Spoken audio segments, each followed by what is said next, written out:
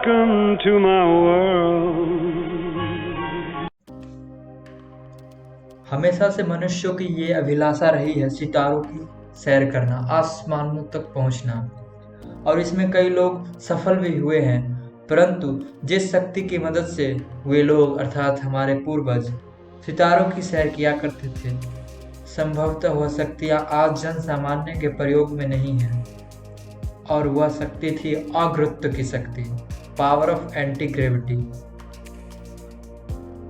यह अगुरुत्व की शक्ति आज भी हमारे कई ऋषि मुनि महर्षि दिव्यदर्शी तत्वदर्शी योगी तथा सन्यासियों के पास है, और संभवतः वे अपनी इच्छा अनुसार इनका प्रयोग भी करते होंगे। किंतु वर्तमान समय में इन शक्ति के अस्तित्व की खोज के विषय में कुछ वार्तालापें हो रही है, कुछ तर्क वितर्कें हो रही है।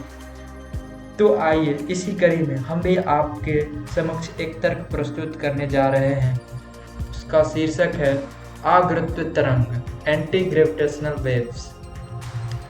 तो आइए जानते हैं कि इस प्रस्तुति में हम लोग क्या क्या किन किन विषयों पे बात करेंगे, क्या क्या जानेंगे, क्या क्या आपके साथ शेयर करने वाले हैं। तो इन प्रेजेंटेशन में सबसे पहले हम इनका परिचय जानेंगे, इंट्रोडक्शन, उसके बाद इनके उद्गम का स्रोत के बारे में जानेंगे, कैसे एंटी ग्रेविटेशनल वेव अगुरुत्व तरंग उत्पन्न होते हैं ये जानेंगे। उसके बाद feature of anti gravitational waves अर्थात एंटी ग्रेविटेशनल वेव का अनुप्रयोग जानेंगे। उसके बाद इनकी उपस्थिति का कैसे पता करेंगे, इनके विषय में जानेंगे। उसके बाद गणितीय समीकरण की आवश्यकता के बारे में जानेंगे। उसके बाद अंतरिक्ष स्पेस का निर्माण कैसे होता है, स्पेस का निर्माण कैसे होता है वो जानेंगे। उसके बाद अंत में इस प्रस्तुति का निष्कर्ष आपके समक्ष प्रस्तुत करेंगे। उसके बाद अगर आपको कोई डाउट हो, कुछ कहना हो, कुछ अलग विचारधारा रखते हो इस तर्क के संबंध में, या फिर अगर आप कोई टीका टिप्पणी कुछ कमेंट करना चाहते हैं तो कमेंट बॉक्स में आप कर सकते हैं। चलिए बढ़ते हैं आगे। तो आगे बढ़ने से पहले सबसे पहले हम ये जान लेते हैं कि ग्रेविटेशनल वेव्स क्या होते हैं। Gravitational waves space time fabric में होने वाले फ्लक्चुएशन की वजह से जो स्पेस टाइम फैब्रिक में सिकुड़न होती है, जो कंप्रेशन होते हैं, उसी को हम लोग जिसकी वजह से कंप्रेशन होते हैं उसको हम बोलते हैं ग्रेविटेशनल वेव।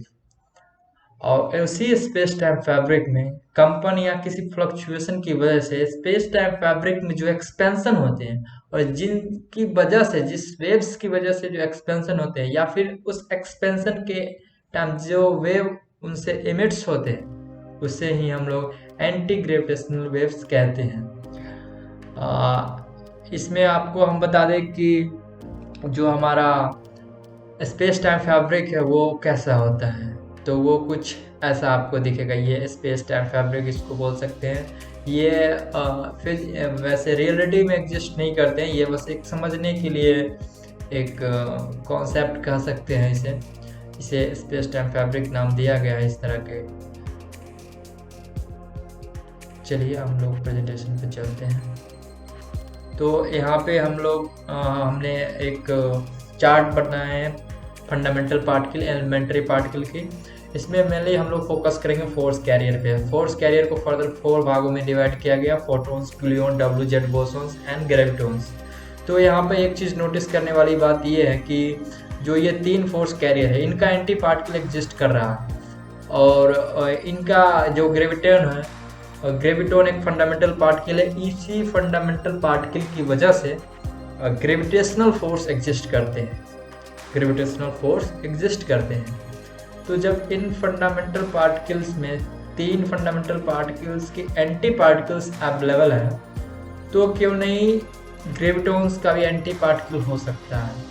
लॉजिक तो यही कहता है, और नेचर ऑफ सिमेट्री इसका सपोर्ट भी यही कर रहा है कि हाँ होना तो चाहिए, एंटी ग्रेविटॉन भी होना चाहिए। जब 3 का एंटी पार्टिकल, ये तीनों भी फोर्स कैरियर ही हैं, और जब इनका एंटी पार्टिकल अवेलेबल है तो इनका भी एग्जिस्ट करना चाहिए, होना चाहिए।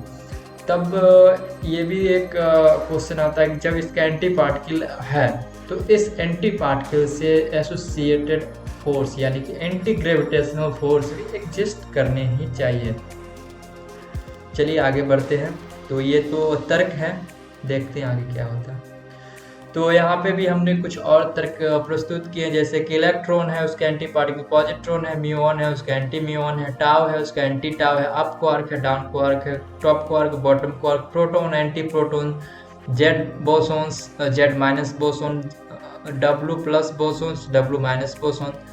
तो जब इन सभी फंडामेंटल पार्टिकल्स के एंटी पार्टिकल्स हैं, तो इसी तरह ग्रेविटॉन्स की भी एंटी पार्टिकल्स, हम इसे कह सकते हैं कि एंटी ग्रेविटॉन्स, मतलब ये एग्जिस्ट होने चाहिए। जब इतना का हो रहा है, एंटी पार्टिकल एग्जिस्ट हो रहा है, तो ग्रेविटॉन्स का भी एंटी पार्टिकल एग्जिस्ट हो सकता है, ये मेरा एक मानना है। यहाँ तक हम लोगों के पास एंटी ग्रेविटेशनल वेव्स के अस्तित्व के बारे में, क्या ये एग्जिस्ट करते हैं नहीं करते, इसके बारे में कोई संदेह नहीं है। हाँ, ये एग्जिस्ट होने चाहिए तर्क के अकॉर्डिंगली अगर देखा जाए तो आगे बढ़ते हैं।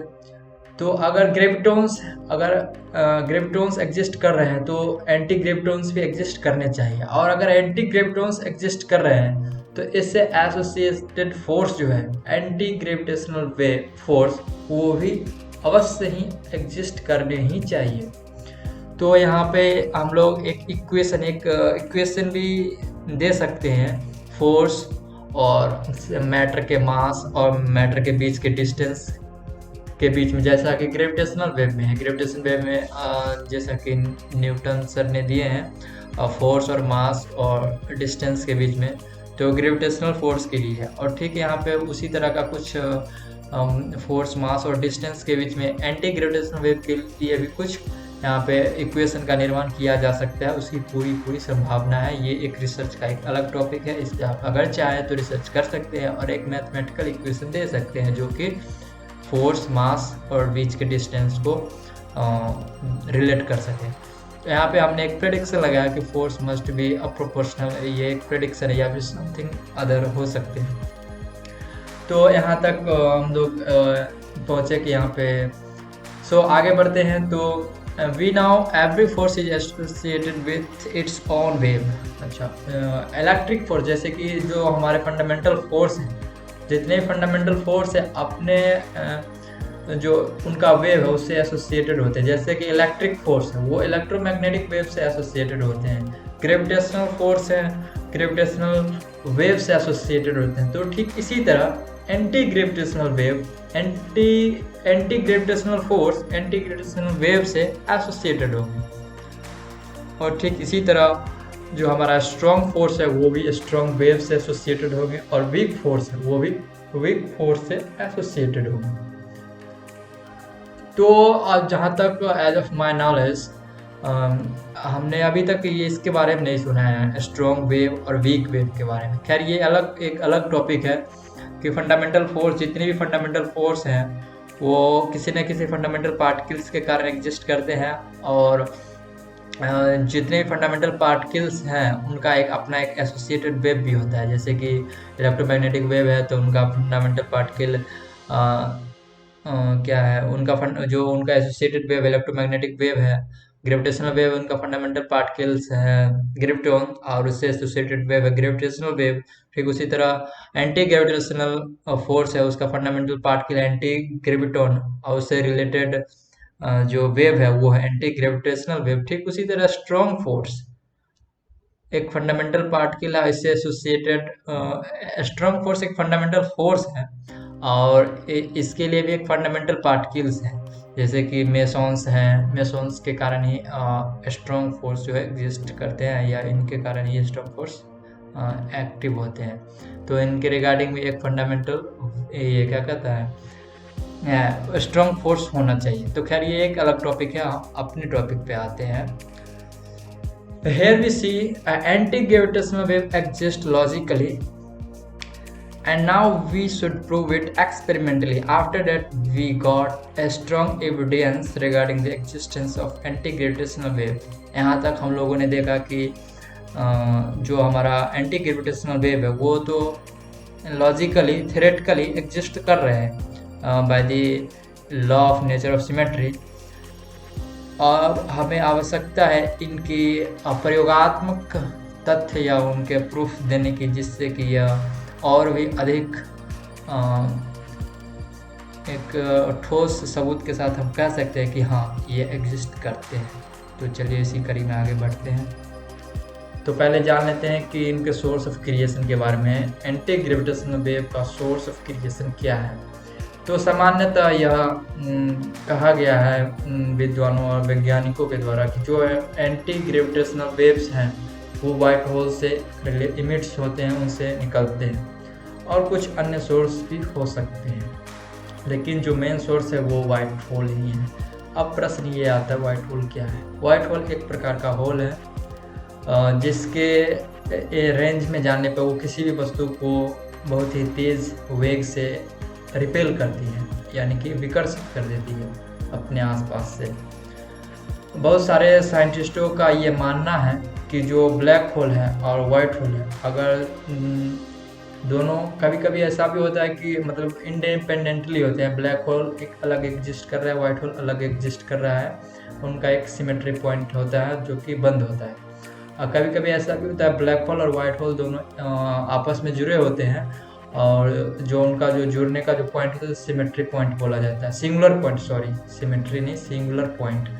सिंगुलर पॉइंट से अगर आप ब्लैक होल, वहाँ पे मास डेंसिटी काफ़ी ज़्यादा होती है। खैर आगे बढ़ते हैं, ये कुछ अलग चले जाएंगे। Let us assume if someone enter, अगर हम ऐसा माने कि अगर कोई ब्लैक होल के अंदर जाता है और ब्लैक होल का जो सिंगुलर पॉइंट है वो बंद नहीं, खुला हुआ है, अर्थात वाइट होल से जुड़ा हुआ है, तो यह संभावना बनती है कि वह आदमी वाइट होल से निकल सकता है। आइए जानते हैं कि जो डिस्टरबेंस इन स्पेस टाइम फैब्रिक होते हैं वो कितने प्रकार के होते हैं। स्पेस टाइम में दो प्रकार की डिस्टरबेंस अर्थात दो प्रकार की कंपनी उत्पन्न होती है सामान्यतः। पहले है compression in space time fabric. Space time fabric में जो संकुचन, जो सिकुड़न होती है, एक वो है, और दूसरा स्पेस टाइम फैब्रिक एक्सपेंड कर सकती है। या तो स्पेस टाइम फैब्रिक सिकुड़ सकती है या स्पेस टाइम फैब्रिक एक्सपेंड कर सकती है। तो जो सिकुड़न होती है वो ग्रेविटेशनल वेव के कारण होती है, और जो एक्सपेंशन होती है वो एंटी ग्रेविटेशनल वेव के कारण होती है। ऐसा ये जो एक्सपेंशन कंप्रेशन है, ग्रेविटेशनल वेव, ये तो सर्वमान्य और सर्वसम्मत तथ्य है, लेकिन ये जो एक्सपेंशन वाली बात कह रहे हैं ये मेरा व्यक्तिगत मानना है। आइए जानते हैं इनके फीचर्स के बारे में। It has capability to increase space time fabric and anti-gravitational force has a capability to escape anything against the gravity when anti-gravitational force is larger than the gravitational force। अर्थात अगर anti-gravitational force का magnitude बड़ा है gravitational force से, तो किसी वस्तु को किसी ग्रेविटेज एरिया वाले से ऊपर उठा सकता है, मतलब एस्केप कर सकता है। ये इनका फीचर है। इसी फीचर की मदद से कई सारे जो हमारे ऋषि मुनि थे अंतरिक्ष की यात्रा किया करते थे। इन्हीं शक्तियों की वजह से ऐसा मानना है कई सारे लोगों का। तो आइए हम जानते हैं कि इनको हम डिटेक्ट कैसे करेंगे। तो हमने एक अपने ऐसा तो कहीं मेंशन नहीं है, लेकिन हमने इसे खुद ही सोच के एक मॉडल तैयार किए हैं, और इसमें जहाँ तक हमारा मानना है इसमें डिटेक्ट हो सकता है, मतलब डिटेक्ट किया जा सकता है इसकी मदद से। तो चलिए हम आपको बताते हैं कि ये पूरा प्रोसीजर क्या है डिटेक्ट करने का। तो इसको डिटेक्ट करने के लिए हमें light interferometer of anti gravitational wave observatory की आवश्यकता पड़ेगी। आप ये जान के आपको आश्चर्य हो सकता है, परंतु ये सत्य है, और हम इससे आपको बताएंगे कि कैसे इसे हम डिटेक्ट कर सकते हैं। Before go further, let's understand what happens inside LIGO light interferometer of gravitational wave observatory। how LIGO detect gravitational wave। Gravitational wave को डिटेक्ट करने के लिए हम LIGO सेटअप का यूज करते हैं, light interferometer of gravitational wave observatory और anti gravitational wave को डिटेक्ट करने के लिए हम लोग यूज कर रहे हैं light interferometer of anti gravitational wave observatory. Setup same है, नाम का अंतर है, सेटअप वही है। तो जो ग्रेविटेशनल वेव को हम लोग डिटेक्ट करते हैं तो उसमें क्या होता है, जैसे ही ग्रेविटेशनल वेव हमारे सेटअप पे आते हैं या फिर अर्थ पे आते हैं, तो जिस डायरेक्शन में वो आ रहे होते हैं उसी डायरेक्शन में एक उसी डायरेक्शन में जो हमारा स्पेस टाइम है उसको कंप्रेस कर देते हैं। तो जैसे ही स्पेस टाइम कंप्रेस हुआ तो पूरा अर्थ एक तरह से कंप्रेस हो जाता है। तो अर्थ पे जो भी वस्तुएं हैं वो भी कंप्रेस हो जाएगी। तो जो हमारा सेटअप आप देख रहे हैं काफ़ी लंबा सेटअप होता है, इसका कई किलोमीटर में होते हैं। इनका जो ट्यूब होता है इंटरफेरोमीटर कई किलोमीटर में होते हैं। तो ये ट्यूब भी कंप्रेस हो जाते हैं किसी पर्टिकुलर डायरेक्शन में, जिस पर्टिकुलर डायरेक्शन में हमारे वेव जिस पर्टिकुलर डायरेक्शन में वेव इस पे आ रही होती है पृथ्वी पे, उसी पर्टिकुलर डायरेक्शन में एक कंप्रेशन हो जाती है, एक सीक्वेंसी हो जाती है स्पेस टाइम में। तो जैसे ही स्पेस टाइम में सीक्वेंसी हो जाती है तो इसमें क्या होता है, ये जो है ये इंटरफेरोमीटर यहाँ पे लाइट लगी होती है, तो लाइट यहाँ से जाती है और मिरर से रिफ्लेक्ट होकर वापस आती है। और फिर यहाँ भी मिरर लगा हुआ है और बीच से ये पार्शली मिरर है, इससे दोनों तरफ लाइट जाती है, दोनों तरफ से रिफ्लेक्ट होकर यहाँ पे फोटो डिटेक्टर लगा हुआ इसमें आती है। तो अगर इस पे एंटी ग्रेविटेशनल वेव आती है तो किसी एक ट्यूब को इसको कंप्रेस कर देती है। तो जैसे ही कोई एक ट्यूब कंप्रेस होता है तो जो हमारा जो फोटो डिटेक्टर है उसमें एक फेज शिफ्ट जनरेट हो जाते हैं। और ऐसा इसलिए होता है कि जो डिस्टेंस है वो कम हो जाता है, एक ट्यूब का जो डिस्टेंस है वो कम हो जाता है। सपोज अगर ये 5 मीटर का है और ग्रेविटेशनल वेव इस पे आ रहे हैं तो जो अंतर आएगा दोनों में, जो कंप्रेशन होगा वो बहुत ही नैनोमीटर में होता है। तो दूसरे ट्यूब का जो डिस्टेंस है वो 4.9995 ऐसे होगा। तो जो हमारा फोटो डिटेक्टर हाईली प्रिसाइज होता है वो बहुत ही माइन्यूट से माइन्यूट फ्लक्चुएशन इन लेंथ जो होता है वो डिटेक्ट कर लेता है। तो जैसे ही हमें फेज शिफ्ट मिलते हैं due to change in the length of tube of LIGO, then we can say that yes, this is because a gravitational wave। तो ये ग्रेविटेशनल वेव को डिटेक्ट करने का तरीका है। ठीक इसी तरह हम लोग एंटी ग्रेविटेशनल वेव में हम लोग सेम सेटअप यूज करेंगे। तो एंटी ग्रेविटेशनल वेव में क्या होता है कि जैसे ही इस पे लाइट आएगी, एंटी ग्रेविटेशनल वेव आएगी जैसे ही, तो क्या होगा, जिस डायरेक्शन में आ रही है उसी डायरेक्शन में जो हमारा ट्यूब है वो इंक्रीज करेगा, यानी कि उसका लेंथ जो इंक्रीज करेगा। ग्रेविटेशनल वेव में क्या होता था, लेंथ जो कंप्रेस कर देता, स्पेस टाइम कंप्रेस करता था, तो हमारा ट्यूब भी कंप्रेस हो जाता था उसी डायरेक्शन में जिस डायरेक्शन में वो ग्रेविटेशनल वेव आ रहा होता। ठीक उसी तरह अगर एंटी ग्रेविटेशनल वेव की बात करें तो जिस डायरेक्शन में एंटी ग्रेविटेशनल वेव आ रही है उसी डायरेक्शन में जो हमारा ट्यूब है वो एक्सपेंड करेगा, अपनी लंबाई को बढ़ा लेगा थोड़ी सी, मतलब बहुत ही जो इंक्रीजिंग डिस्टेंस होगा बहुत ही नैनो लेवल पे होगा, लेकिन इंक्रीज करेगा। तो जो जैसे ही इंक्रीज करेगा तो हाँ यहाँ पे एक डिफरेंस आ जाएगी फेज शिफ्ट में। जो हमारा लाइट यहाँ से जा रहा है लेजर से, तो जैसे ही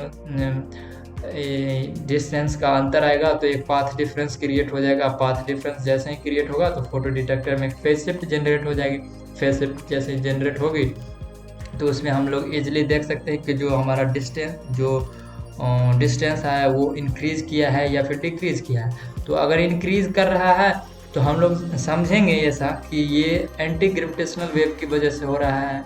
और अगर जो हमारा डिस्टेंस है पहले से 5 मीटर का था, अगर 5.0015 ऐसे हो रहा है तो ये एंटी ग्रेविटेशनल वेव की वजह से हो रहा है। और अगर 5 मीटर है उससे कम हो रहा है, 4.999 समथिंग कुछ है, तो समझेंगे कि ये एंटी ग्रेविटेशनल वेव की वजह से हुआ है। तो लेंथ में जो सिकुड़न है, अगर लेंथ सिकुड़ रहा है तो ग्रेविटेशनल वेव की वजह से हो रहा है। अगर लेंथ इंक्रीज कर रहा है तो हम ये समझेंगे कि ये एंटी ग्रेविटेशनल वेव्स की वजह से हो रहा है। और ये सब हम लोग इस फोटो डिटेक्टर की मदद से आसानी से पता कर सकते हैं कि लेंथ इंक्रीज किया है या फिर डिक्रीज किया है। तो ये हमारा एंटी ग्रेविटेशनल वेव को डिटेक्ट करने का सेटअप है, और कैसे डिटेक्ट करेंगे ये भी हम आपको समझा चुके हैं। अगर आपको कोई कुछ प्रकार की समझने में किसी प्रकार की त्रुटि है तो आप कमेंट करके पूछ सकते हैं। चलिए आगे बढ़ते हैं। तो यहाँ पे उसी को हम और भी डिटेल तरीक़ा से बताए हैं कि कैसे कैसे डिटेक्ट करता है। In LIGO anti gravitational wave it is fall on the earth then the length of one tube of light interferometer of anti gravitational wave observatory is increases और expand in order of nanometer and its expression in along the direction of anti gravitational wave. देखिए ये जो figure आप देख रहे हैं ये gravitational wave आ रहे हैं अर्थ के, जैसा कि आप हल्का हल्का दिख रहा होगा आपको ग्रेविटेशनल वेव आ रहे हैं। तो कैसे देख रहे हैं कि आप अर्थ जो है संकुचित होती है, मतलब हल्का सा वो मतलब दबता है फिर अपने इनिशियल स्टेट में आ जाता है, हल्का दबता है फिर इनिशियल स्टेट में आ जाता है। तो ये एक स्पेस टाइम में एक कंप्रेशन हो रहा है, जैसे ही कंप्रेस होता है वो हल्का दब जाता है। तो अर्थ पे जो भी सेटअप रहेगा, जो भी हमारा LIGO रहेगा, LIGO का जो सेटअप है उसका जो ट्यूब है वो भी इसी डायरेक्शन में कंप्रेस हो जाएगा, जैसे कि इस तरफ से आ रहे हैं तो ऐसे ही कंप्रेस हो जाएगा, ऐसे ही कंप्रेस हो जाएगा। यानी कि ऐसे अगर ट्यूब है, ट्यूब ऐसे है तो ये दब जाएगा। तो जैसे ही दबेगा, ऐसे है ट्यूब तो दबेगा तो उसकी लंबाई कम हो जाएगी। और जो ऐसे वाला ट्यूब है वो वैसे ही रहेगा, उसमें लेटरली चेंजेस नहीं आएंगे। तो जैसे ही दबे तो एक पाथ डिफरेंस क्रिएट हुआ, फोटो डिटेक्टर से हमें फेज शिफ्ट मिल जाती है, जिससे हम ये पता लगा लेते हैं कि लेंथ में वेरिएशन हुआ है, लेंथ में वेरिएशन हुआ है।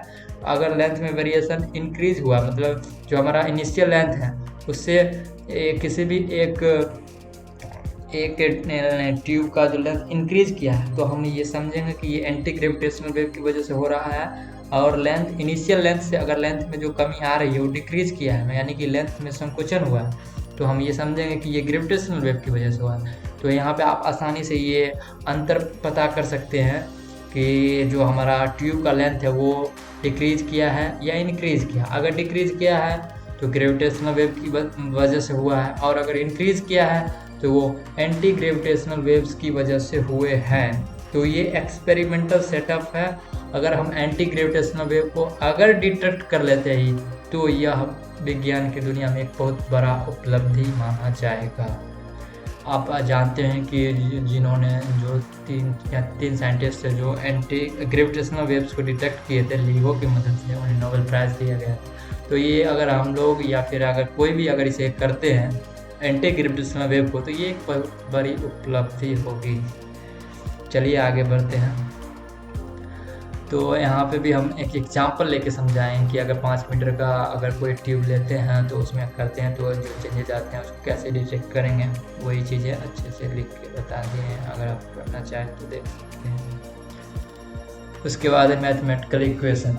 If we gives a mathematical equation that relates a given parameter. अगर हम कोई ऐसा मैथमेटिकल इक्वेशन दे जो कि इंटेंसिटी ऑफ ग्रेविटेशनल वेव या एंटी ग्रेविटेशनल वेव और लेंथ ऑफ ट्यूब, जो हमारा LIGO का सेटअप है, जो ट्यूब है उसका लेंथ और चेंज इन लेंथ या अर्थात डेल्टा है, इन तीनों के बीच अगर कुछ रिलेशन स्थापित किया जा सके तो हमें ग्रेविटेशनल वेव और एंटी ग्रेविटेशनल वेव को समझने में काफ़ी आसानी हो जाएगी और अच्छे से इसको हम समझ सकते हैं।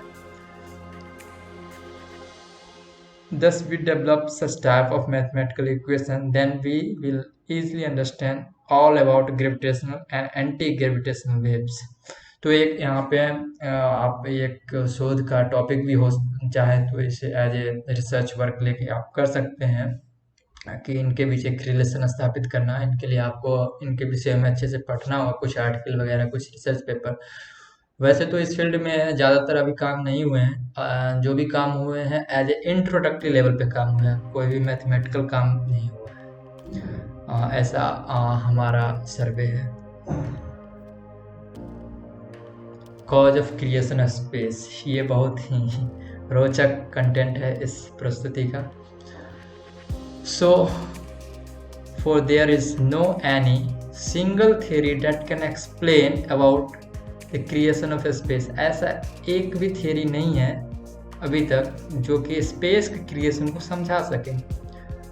If we look further at anti gravity theory, it seems that this theory can help us to understand creation of space. अगर हम एंटी ग्रेविटेशन थियरी की ओर देखें तो एक संभावना बनती है कि हाँ ये समझा सकती है स्पेस क्रिएशन के बारे में। The fundamental characteristics of anti-gravitational wave is just expand the space-time fabric। जो हमारा मूल कैरेक्टरिस्टिक्स है ग्रेविटेशनल वेव का वो ये है कि वो स्पेस टाइम फैब्रिक को इंक्रीज करते हैं, स्पेस को बढ़ाते हैं। स्पेस को बढ़ाने में ग्रेविटेशनल वेव का अहम योगदान है। So when space time fabric increase then space is increase. Yes, तो यहाँ पे जो स्पेस का जो इंक्रीजिंग है वो तो क्लियर हो रहा है कि जो इससे हो रहा है एंटी ग्रेविटेशनल वेव से। And many scientists say that one time come in future, at that time all the material world and the space will compress and go to back to black hole as अर्थात center of all the universe। Those black holes are lie at the center of black hole। All the material world are converges in this black hole। Hence one thing is noticeable, material world is compressed by gravitational wave and space is compressed by gravitational wave। Material world is compressed by gravitational force and space is compressed by gravitational wave। तो यहाँ पे हम ये देख सकते हैं कि ये तो प्रेडिक्शन है कि कई सारे वैज्ञानिकों ने ये माना है कि एक टाइम फ्यूचर में ऐसा आएगा जिसमें सारे जो जितने भी मटेरियलिस्टिक तारे, ग्रह, नक्षत्र जितने भी है वो एक समय ऐसा आएगा जो आपस में कन्वर्ज करके ब्लैक होल में चला जाएगा। तो यहाँ पे जो वो आपस में कन्वर्ज होंगे वो तो ग्रेविटेशनल फोर्स की वजह से ही होंगे।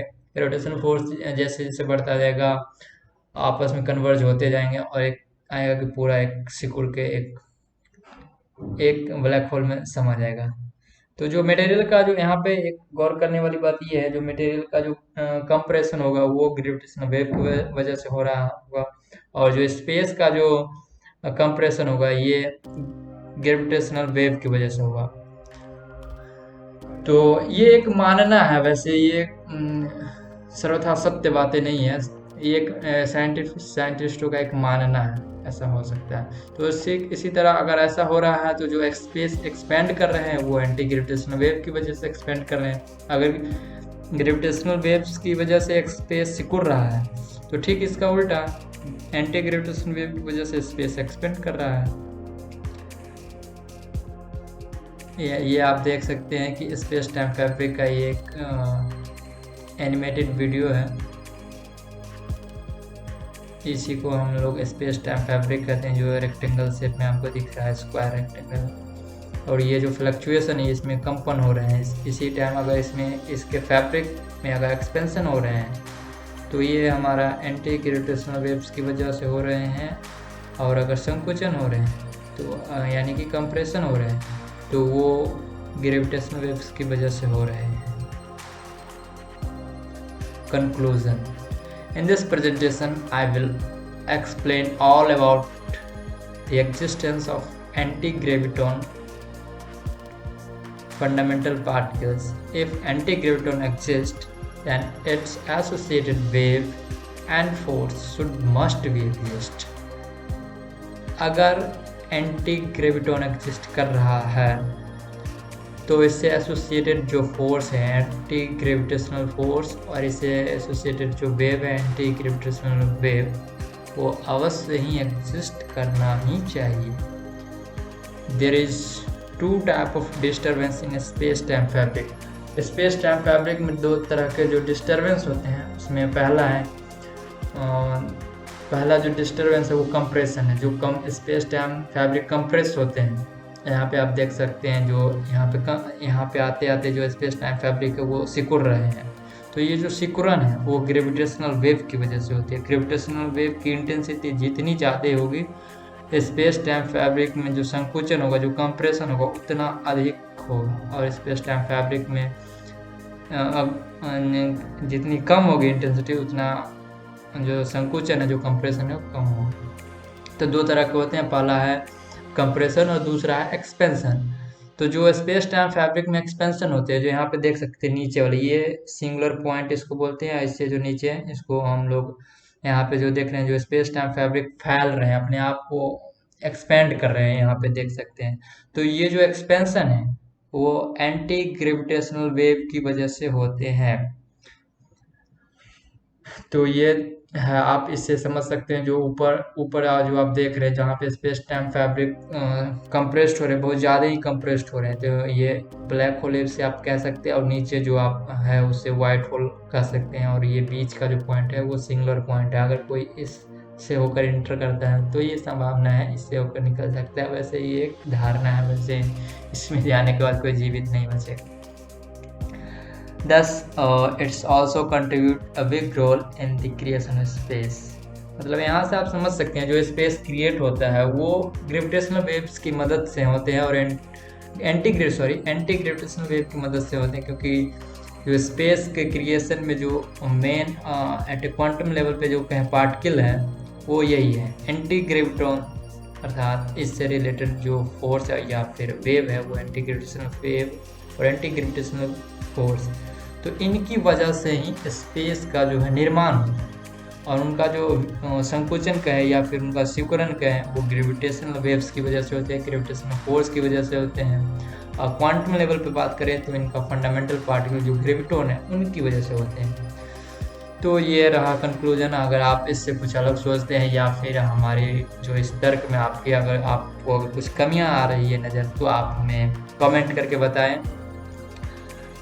आपका कुछ अलग विचार है तो वो भी बताएं। कुछ भी अगर आप सोच रहे हैं तो वो अवश्य हमसे शेयर करें। आपका बहुत बहुत धन्यवाद यहाँ तक बने रहने के लिए। वंदे मातरम। जय हिंद, जय भारत।